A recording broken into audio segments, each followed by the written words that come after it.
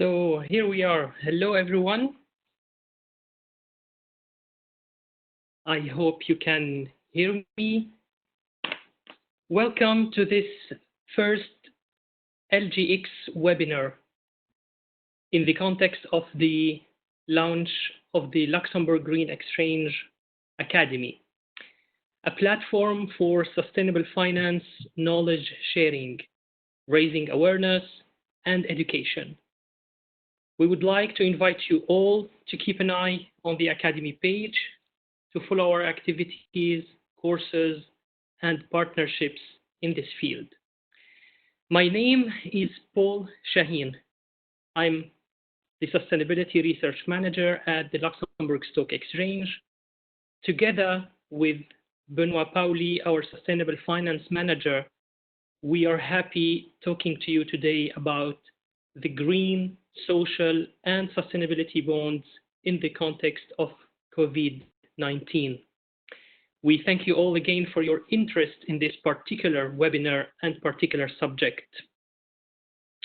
We are proud to announce that this webinar is co-organized, co-hosted by the House of Training in Luxembourg, with whom we have signed a partnership in the field of sustainable finance education.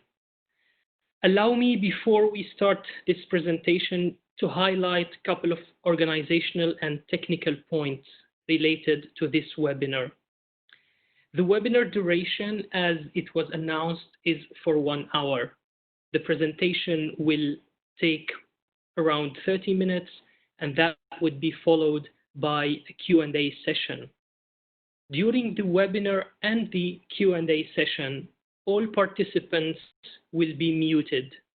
So unfortunately, we won't be able to hear you. However, you can ask all the questions you would like to using the Q&A function that you can see on your screens. So if you are using your computers, you can see this at the bottom right of your screen. If you are using your iPads or another tablet, you can find this function by clicking on the 3 points that you can see on the bottom of your screen, and you can see the Q&A feature. Another point is that the webinar will be recorded, and our aim is to make this recording available in the upcoming days for everyone. At the very end of the webinar and the QA, when we close the webinar, we will send you a short survey. You will receive the survey by email and not by WebEx. You will receive it on your emails.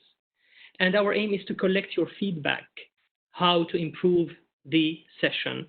We appreciate a lot, and we thank you in advance in taking some time answering the survey.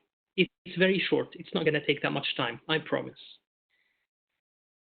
And now all these technical points have been covered. Allow me to start this presentation. Actually, let's start with the very beginning to maybe to put the settings and the base of our presentation. We will be talking about social bonds and sustainability bonds, but those bonds actually belong to the family of sustainability securities or sustainability instruments. And the family is composed of green bonds, social bonds, and sustainability bonds. And very quickly to say, what are these instruments? The green bonds are a debt security that is issued actually to raise capital and to use this capital in financing climate and environmental related projects. While social bonds are also a debt security or instrument where the money raised will be used to support projects or activities of social benefits.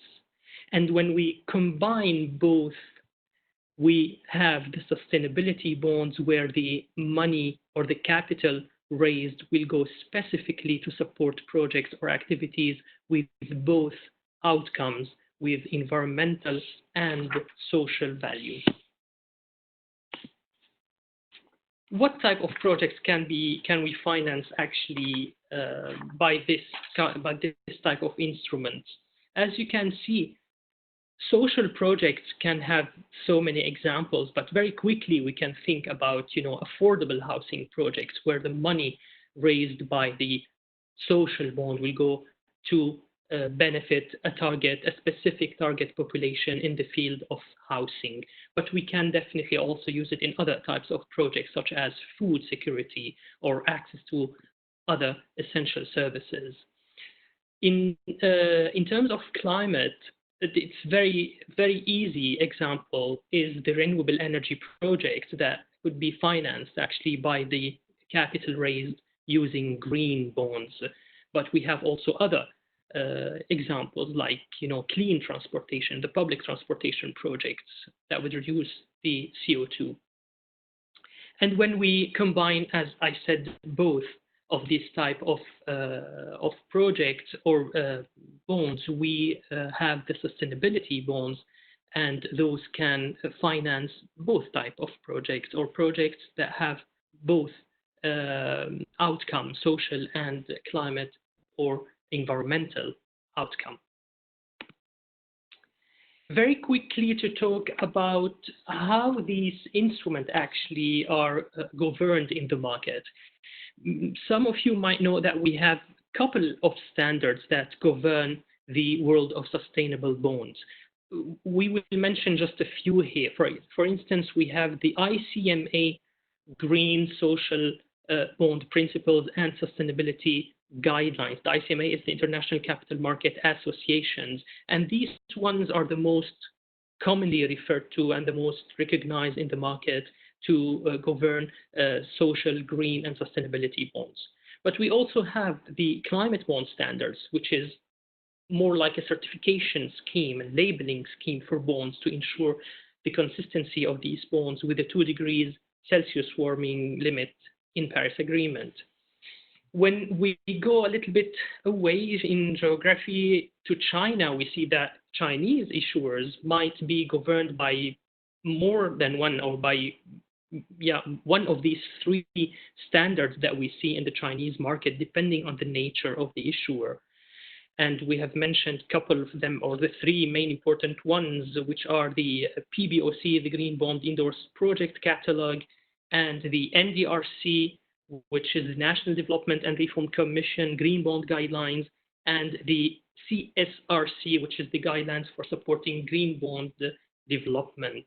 Asian countries have developed also their own standards, and finally we have to maybe very soon welcome the EU Green Bond Standards, which is still a recommendation by the technical expert group here in Europe, the TEG, and we're waiting the European Commission actually to have a final decision about how to issue or how to adopt the EU Green Bond Standards.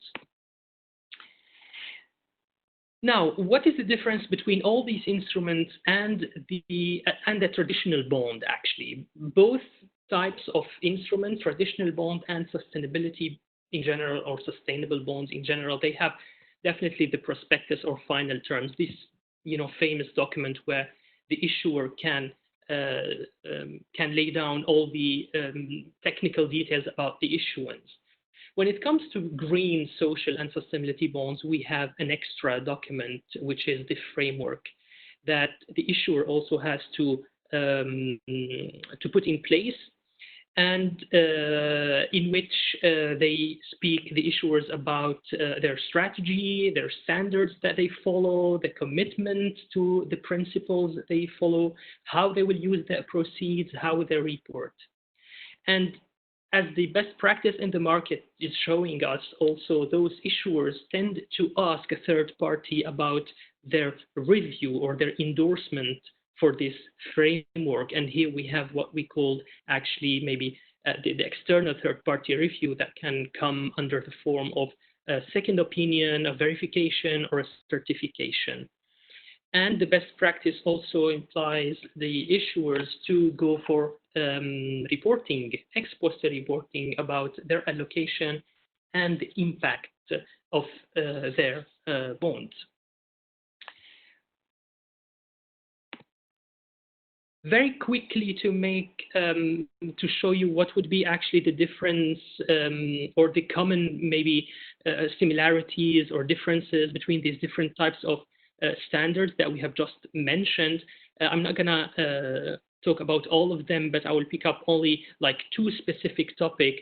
For instance, it's very important to know that all these standards that exist in the market are voluntary standards, which means that an issuer can opt for any of them, to use any of them when they issue green, social, or sustainability bonds. And according to each standard, details after that can be either recommended by the standards or required by the standards. And this is what we see in this table. For instance, the reference of alignment with a specific standard or a specific framework, it's only a recommendation by the ICMA Green Bond Principles, while it's a requirement by the Climate Bond Initiative, and it will be also required by the EU Green Bond Standards once it's approved. The external review requirements also, we can see that the Green Bond Principles only recommend to have an external review, while this is required, or it's going to be required by the EU Green Bond Standards once again it's approved. So as you can see, the market is going through maybe more towards best practice by having all these assurances or all these information available and required by issuers to be disclosed. And this is what we see actually proposed by the EU Green Bond Standards. I will stop with this introduction here, and I will give the floor to Benoit to continue with you talking about social bonds and the COVID-19.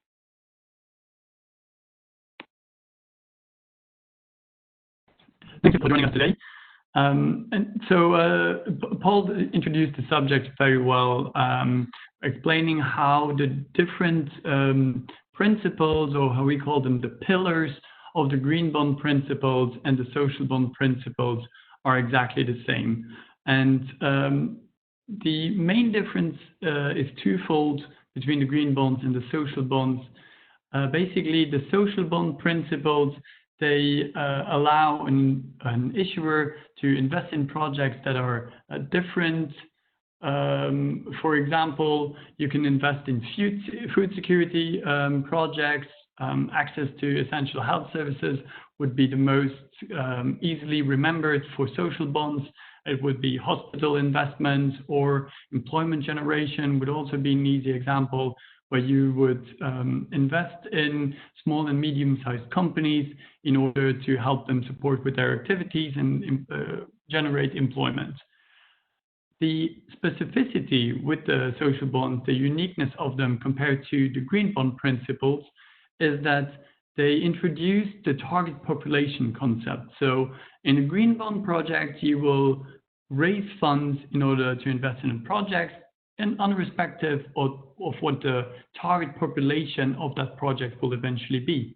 And the social bonds, they introduce the target population, in which they say, okay, we're not just looking at who the employment is, for example, generated for, but are these people living below the poverty line? Are these uneducated people? So you really try to direct your financing to a specific group of people here. So where do we come from? The first green bond was issued by the European Investment Bank in 2007. The World Bank then followed suit in 2008. And so here you can see the first social bond principle only came to market in 2017. There's definitely already issuers that considered that they issued bonds before that time that were related to social issues. However, we're really talking about social bond principles only starting in 2017. And by that time, we at the Luxembourg Green Exchange, we had already launched our platform. We were part of that group at the ICMA, International Capital Market Association, that developed those social bond principles. And so we were very proud of that. the market did take longer to pick up than the green bond market, which was definitely helped through the Paris Agreement that Paul mentioned already before. And so in 2019, we saw about 29 billion in social bonds. It's not that easy to scope the whole market and to identify all the social bonds that are out there. When we talk about social bonds here, we clearly looked at which bonds are aligned to the social bond principles. Why did they take so long to pick up? What do we consider the main faults or flaws of the market so far? Well, one is clearly the philanthropy dilemma.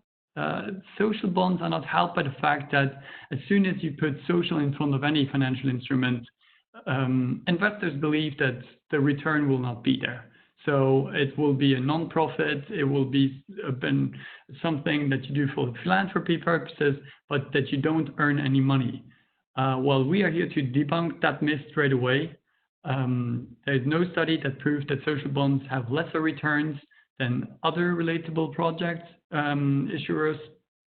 So basically, the coupon and the return related to the social bond itself is always linked intrinsically to the issuer himself.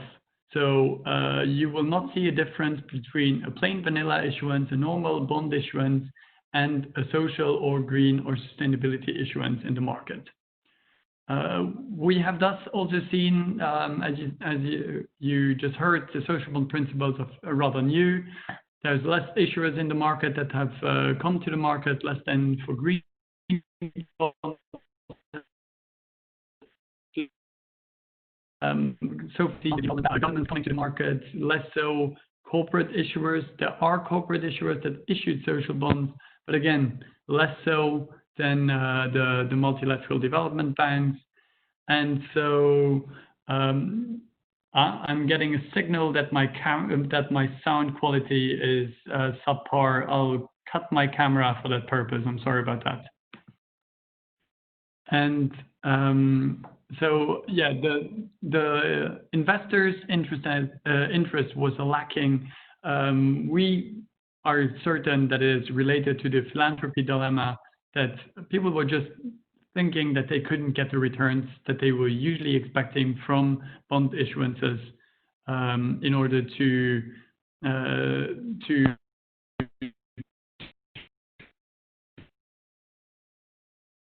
social bond investments. Have often been misunderstood as well by issuers as often by investors. So issuers have unfortunately they have resisted to issue green bonds, social bonds, especially because they reflect not just an expectation of target population that eventually that investors would name and shame them and that it would decrease their reputation, and so they tried to avoid the market.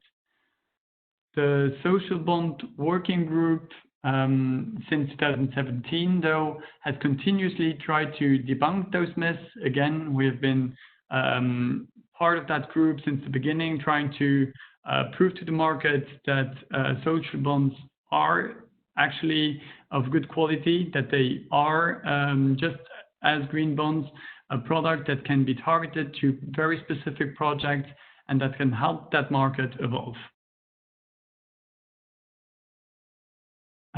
Let's go into the heart of the discussion here, which is COVID-19 related issuances. So we see three types of COVID-related bonds. The first type that we see, we call them unlabeled bonds. It's following a public announcement by a government mostly. We've seen that governments said that they needed to raise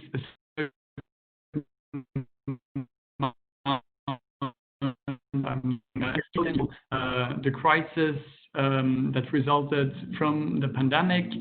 And so they come to the market with the bonds. However, the bond itself, neither in the prospectus nor in any other type, they related to COVID-19 as a topic. So you can't read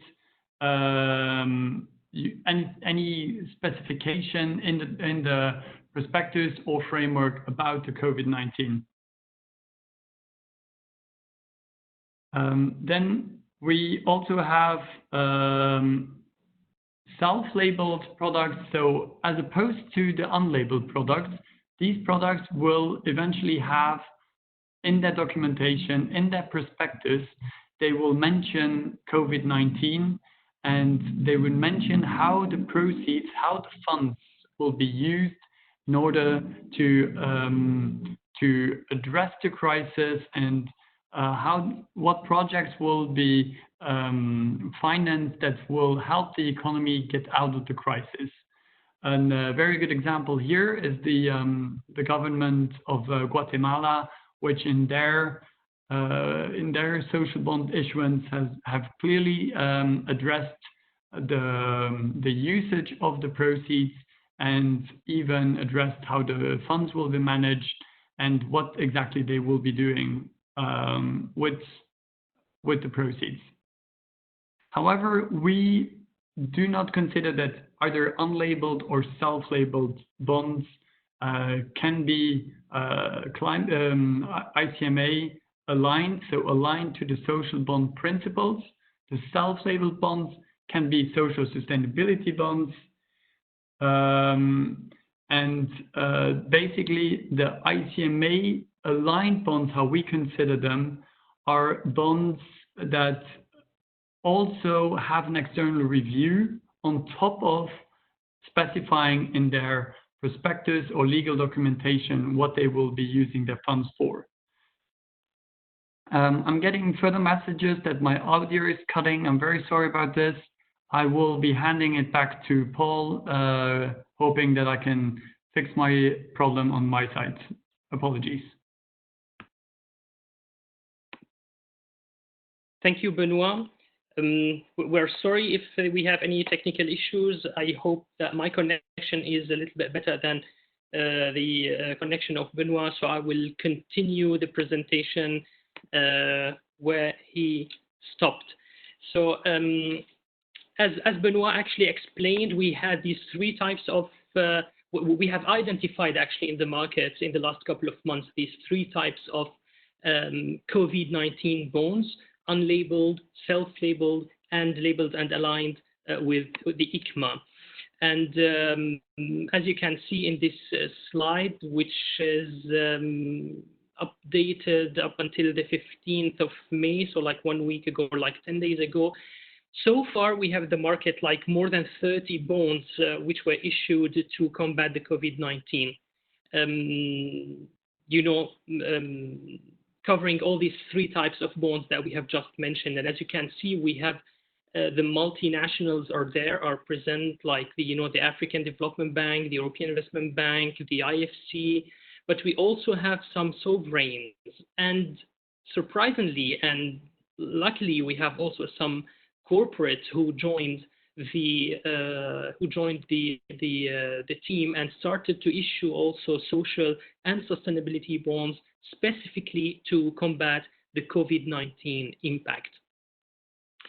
These 30 bonds are both mixed between social and sustainability bonds, and we expect this to continue. So it was, in 3 months, we had like more than 30 bonds issued, but we expect these issuances also to continue up until the end of the year, because the impact of the COVID-19 is going to continue, and huge amount of money will be needed actually to overcome all the social and economic impact of the crisis.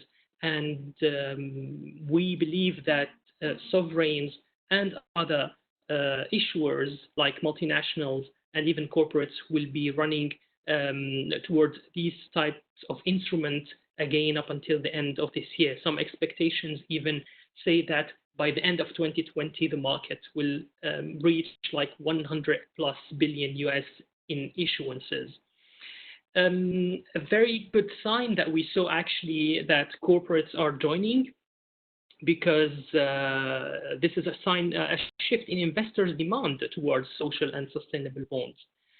And this meant that issuing a social or sustainability bond is not something that is,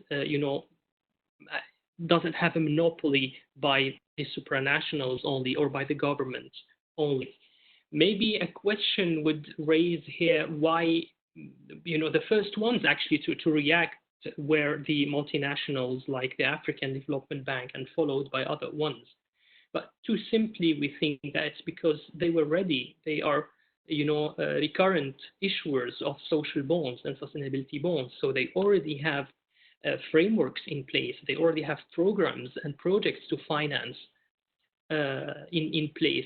So it didn't take them that much time actually, just to maybe adapt very lightly the use of maybe their documentation and to be the first to issue social and sustainability bonds. We're proud also to say that out of these 30 plus bonds, we do already have like 15 listed on Luxembourg Stock Exchange.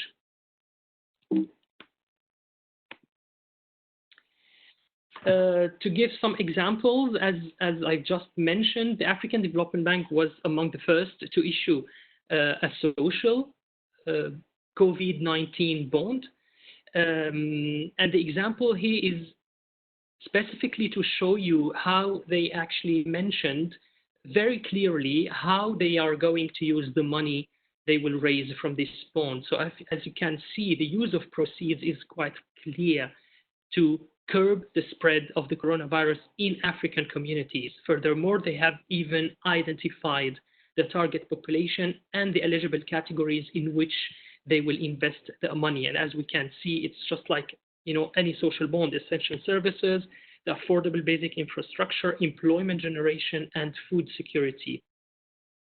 The other example is the Instituto de Crédito Oficial, who also issued very recently, like 1 month ago, a social bond also, and they followed the same, let's say, transparency in making it clear how they will use the money to combat the COVID-19 pandemic in Spain.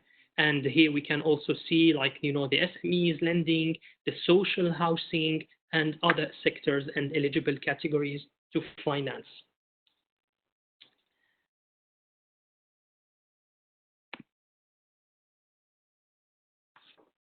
What we highly actually recommend, I don't know if you had the chance, if you are following a little bit the social bonds, but I assume yes, because you are attending this webinar with us. There has been this document that was issued by the IFC, International Financial Corporation, and where actually they gave very good and clear examples about sectors where to invest money, and they gave very interesting, very linked examples around the pharmaceutical sector, the financial institutions, and the manufacturing sector. Very detailed document that I would, I would encourage you to have a look on it. It's available on the ICMA website, and you can find it online.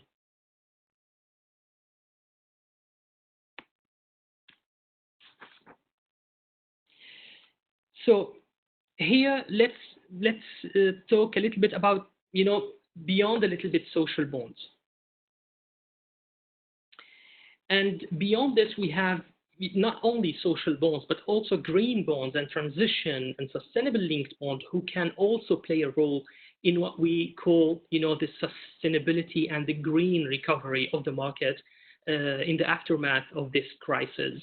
Green bonds can play a huge role in the upcoming, in the upcoming months. We should not only think that social bonds now will that will overcome the green bonds. Green bonds will continue to be issued, and they will be even much needed now to finance the infrastructure in, especially maybe in developing countries, where we should also be thinking about the economic recovery.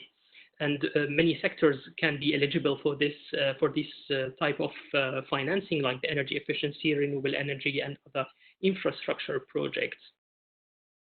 Transition bonds also can play a role, as we think that the relief can, however, be fast to track the issuer's decision to move towards sustainable operation model. Although now the transition bonds are not yet very matured in the market, there are still no consensus maybe on what is the definition of these bonds, but we believe that they would play an important role in the recovery period.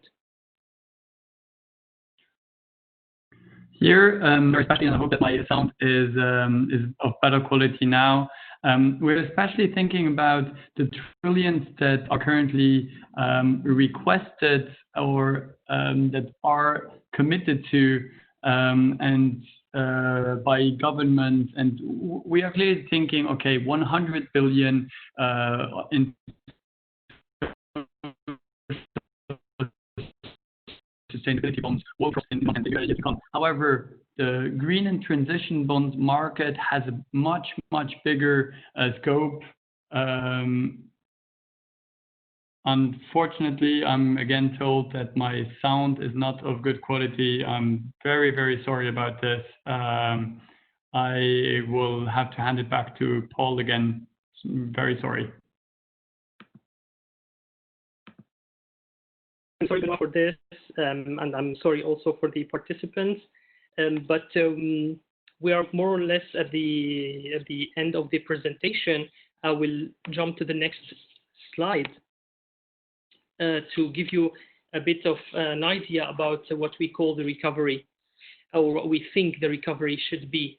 It's true that in the maybe last couple of years, many issuers have focused on issuing only green bonds, and as Benoit clearly mentioned, the social bond market was and still very small compared to the green bond market. The number of issuers is still very limited. We see some hesitation. Now maybe the COVID-19 crisis is marking a new beginning for the social and sustainability bonds, because in just like a couple of months, the amount of issuances surpassed what was issued in 2019. So we believe that this current pandemic will push actually and will increase the social and sustainability bonds in the upcoming months, as significant funding will be needed actually to overcome and to mitigate the impact of COVID-19. And in order to sustain or to ensure the sustainable recovery, we believe social and sustainable and green bonds should be, like one package in this. We shouldn't think about an economic recovery without this recovery being sustainable and green, because in any case, the climate crisis is still around. It's not going to disappear. It's not because we have this economic crisis now that we should stop thinking about, continuing our green activities or green finance. We believe that both green and social finance should continue hand to hand, and maybe this would be actually an opportunity to accelerate even what the plans that have been put in place for the green transition.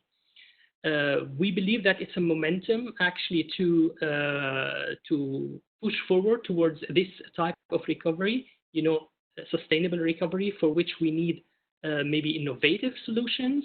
We believe that social bonds prove to be innovative because big issuers run to them actually at the beginning of the crisis to overcome the impact of the crisis. They prove to be resilient instruments although the market was very volatile at the very beginning of the crisis, but still we saw big issuances of social and sustainability bonds. While saying social sustainability, I also mentioned green. How green bonds can play a role in this recovery? Well, as I mentioned, we shouldn't forget about the climate. Green bonds will continue financing, and they should be financing in parallel to social bonds, the infrastructure projects, the green infrastructure, and the green recovery in parallel with the social and sustainability bonds, who will, take the lead in combating the social and the economic impact of the crisis, of the COVID-19 crisis. By financing employment, recovery, resilience of companies, food security, research and development, health sector, definitely in terms of equipment, in terms of ventilators, masks, all of this equipment needed now during the crisis, in making the sector much more resilient and sustaining companies in their recovery during and aftermath the crisis. So this is our presentation for today. We hope the presentation was of your interest and managed to give you a little bit of insight where we are in terms of sustainable instruments in general, but focusing mainly on social and sustainability bonds related to COVID-19. And I will switch now to maybe look at your questions that you have sent. We are getting questions coming in. Thank you very much. Again, Ender, you can ask questions at the bottom right of your screen. There's a Q&A section. Please don't hesitate to ask questions. I'll pick one up here. A participant is asking, how are bonds getting paid back? For that, they guess that the finance income generating from the activity might not be sufficient. Well, very good question. It is nevertheless very similar to any other bond that is issued by such market participants. If we're looking at an MDB, European Investment Bank, for example, their goal is not to make money. They try to be self-sufficient, so they invest in projects that they believe that the project can have a financial return sufficient to sustain their activities, and so eventually they will be reimbursed. The bonds are reimbursed. There's no default rate that is higher for these social or sustainability bonds than any other bonds. If we would take the example of Pfizer, for example, that issue a bond, of course, they hope that further investments in the pharmaceutical or in the healthcare market will yield returns in future, and those returns will then be used to reimburse the bonds in general. Thank you, Benoit. I see also another question here that is also interesting. Well, actually, all your questions are interesting, but I just, had my eye on this one. Could you explain who do the due diligence and how they make sure the capital raised is being used in project they're supposed to finance? Well, very interesting question. Thank you so much. Well, actually, according to the principles of the International Capital Market Association, either for social bonds or for green bonds, one of the 4 pillars, we call them 4 pillars, is the management of proceeds and the use of proceeds. And actually, the issuer has to set up internally a kind of mechanism and structure to make sure how they select the project to be financed and how they are managing the money to finance this. So some issuers, maybe they will create or they will set up a completely new committee to take the role and the lead in selecting those projects based on the criteria put in place in the framework. or maybe some other issuers will select experienced staff from different departments inside the company to take the lead also in this role.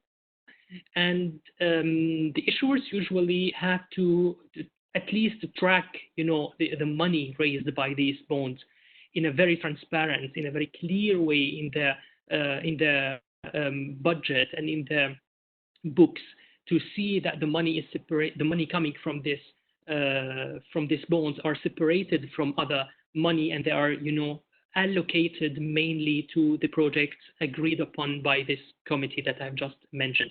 Now, here I have also to add that the role of the external reviewers is very important. As we have mentioned, they actually endorse what the issuer has expressed in the framework. So if the issuer has said that they are going to do this and this and this, and the external verifier who's expert in the field sees that this goes with the best practices we have in the market, then we can have confidence in what's saying.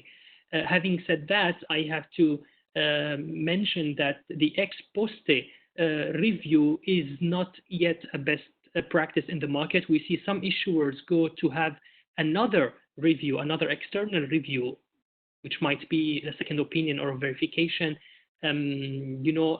after the allocation of the money to the project. And here, definitely, the external reviewer will have a say to endorse if the money was used actually for what the issuer had said previously in their framework. We think that the market will go, in the direction of having this as a best practice. At least this is what the EU green bond standards have taken into consideration for the issuers who would follow the EU green bond standards in their issuances. I hope that answered Thank you, Paul. the question. That was very clear. We are receiving numerous questions on the green, social, and sustainability bond market in general, related to corporate issuers, but also to European issuers. Well, I'll try and answer both questions at the same time. So what we see currently is that the European market is really the focal point of the green, social, and sustainability bond market. I'm not saying that the Asian market is not playing its role, neither the North American. There's very big players in both countries. And we see that in Europe, there's more and more corporates coming to the market. At first, it was clearly dominated by multilateral development banks that had the necessary experience with social green projects. But now more and more corporates are coming to the market. In Nordic countries, we even see cities and small institutions coming to the market. At first, the overall size of a green bond used to be between 200 and 400 million. That's what we usually saw. But now we see more and more smaller sized bonds as well, that don't need to tap into the big investors, but that also find regional investors very interestingly. And so we really think that the same trend that we saw for the green bonds, where at first we had the sovereigns or quasi-sovereigns that came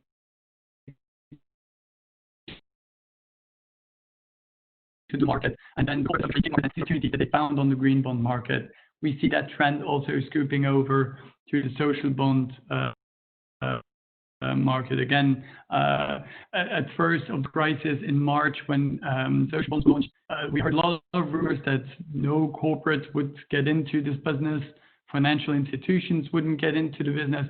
Well, you just have to think about it. Of course, a financial institution will get into it, because if now companies have to make loans where in order to support their business, and these loans are linked to COVID-related issues, well, the banks can simply flag those issues flag those loans, and then repackage them into a bond, call it social bond, and it will allow then investors to contribute to the solution, to contribute to the alleviation of this crisis. And this is what we've seen with the recent issuances of the Bank of America, which raised a bond exactly for that purpose, to distribute loans to small and medium-sized companies that have troubles following this crisis.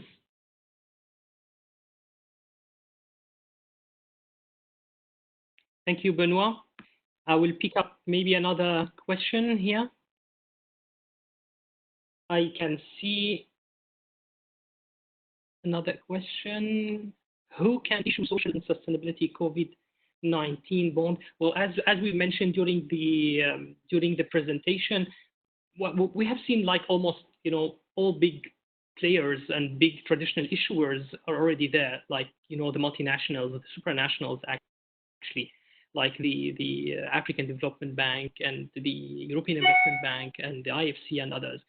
And definitely the social and sustainability bond markets was dominated by public-related entities for the last at least 3 years after the issuance of the economic social bond principles. But surprisingly, as we said, corporates started also to issue social bonds. So, corporates entered the market with a big confidence that there is a place for them, and they can make a presence in that market. The International Capital Market Association actually answered also that question in one of its documents that is publicly available on the website, that any issuer can issue a social bond or sustainability bonds as long as they are aligned with the social bond principles or the sustainability bond guidelines. So in conclusion, every issuer can issue a social bond as long as they align their issuances with the principles in the market. I would like maybe to mention one point, and I think maybe one of the questions also have mentioned or maybe touched upon, is what would be the role of stock exchanges in all this crisis. But it's a very good question also, because I believe exchanges, as somehow players in the market, they keep neutral, so they tend to to follow the best practice in the market and to push towards the best practice in the market.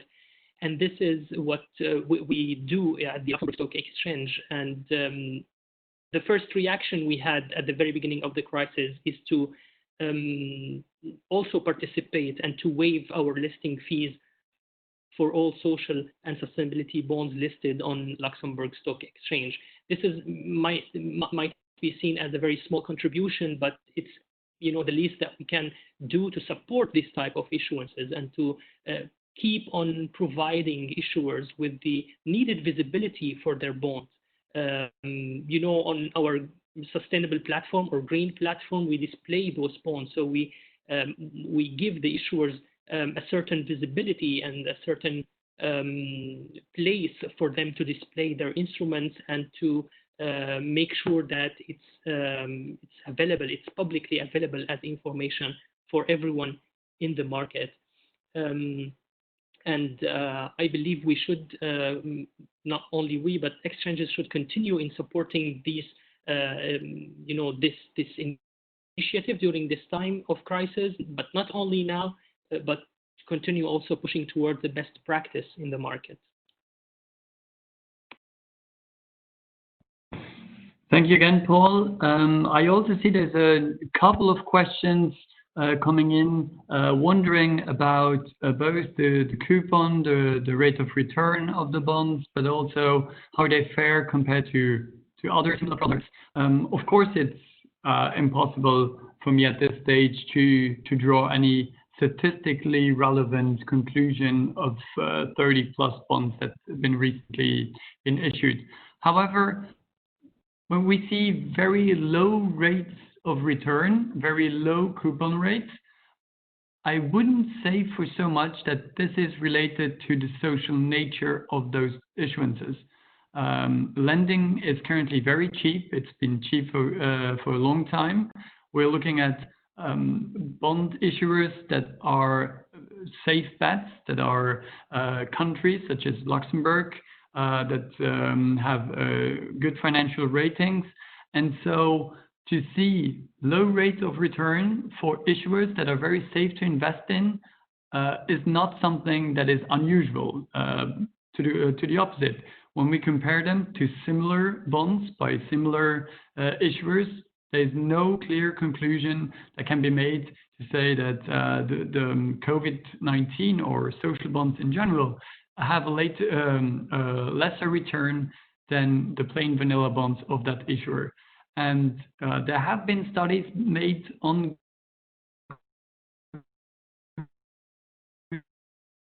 green bond issuances to compare prices. Do you have to pay a smaller coupon, or is it an advantage for investors?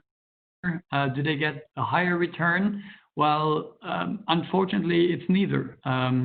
The bonds are simply aligned to the risk profile of the issuer himself and does not yield a higher return in one sense or another.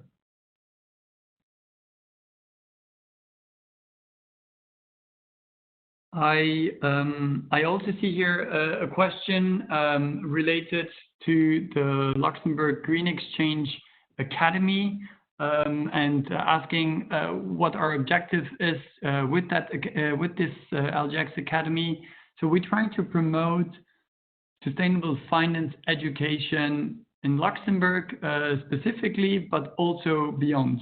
We've already collaborated with the IFC and Stockholm School of Economics on a program that instructs bankers from developing countries on how to issue green bonds.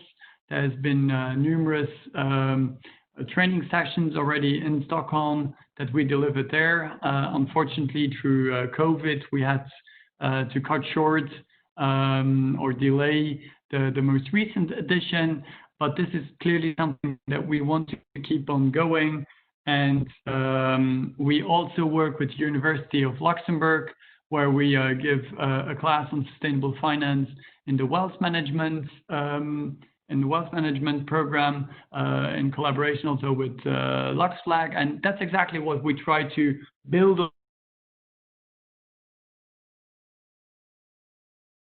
on with the LGX. What is the financial educational needs in Luxembourg, but also beyond, and how can we assist more issuers to come to the market, more financial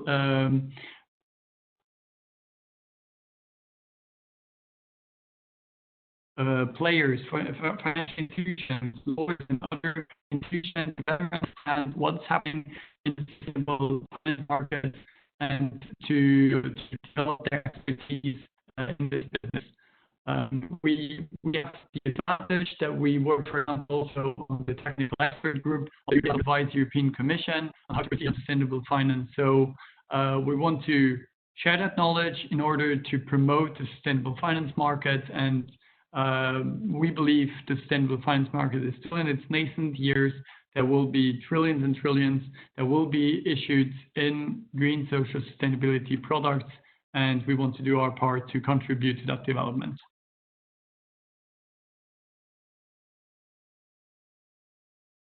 Thank you, Benoit. I think I will also pick up maybe the last question, unless you will have still some time for another question after that.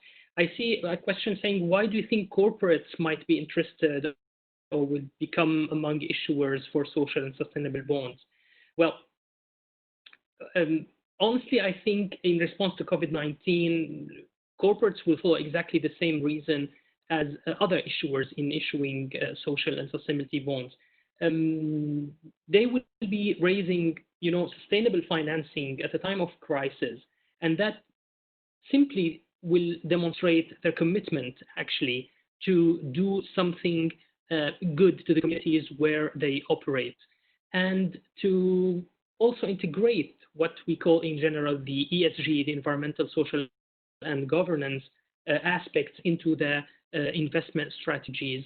Let's remember that in all these kind of issuances, green or social or sustainability, this is a big opportunity for big companies, all companies actually, to show that they commit to something sustainable, either being green or social, and this is a way actually to show that they are committed, they track, they issue money, they finance projects, and they track what they do in order to move on the way of sustainable transition or green transition. So at least for that reason, I would say companies would be interested in joining the club and starting issuing social and sustainability bonds. From the corporates that we have seen now, Benoit mentioned Pfizer, which is a big, huge pharmaceutical company in the States.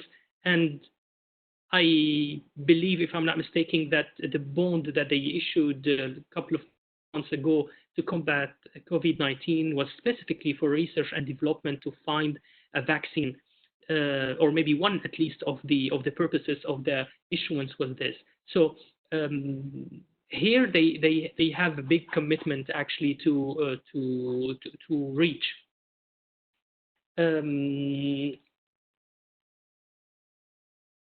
Maybe another question in the last couple of minutes. I don't know, Benoit. Yes, I think I take a final question, and then we kind of sum up here. So there's a question related to Chinese bonds, mentioning that we had quite a few. We still have quite a few Chinese green bonds that are displayed on the Green Exchange. We were very proud of the partnership that we launched with the stock exchanges of Shenzhen and Shanghai, where we displayed information of green bonds issued in China on LJAX in order to increase the transparency between the two markets and to showcase what is being done both in Europe, both in China. However, there's not only Chinese issuances that are on LJAX from emerging markets or developing countries. We've seen a huge uptick from South American issuers,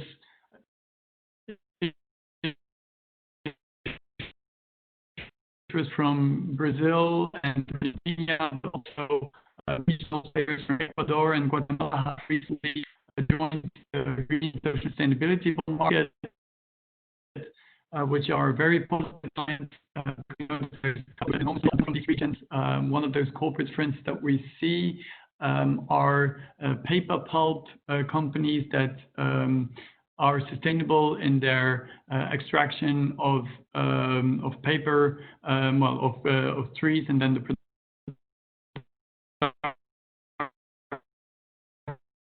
of paper in that could be done in the countries. And so we see there's an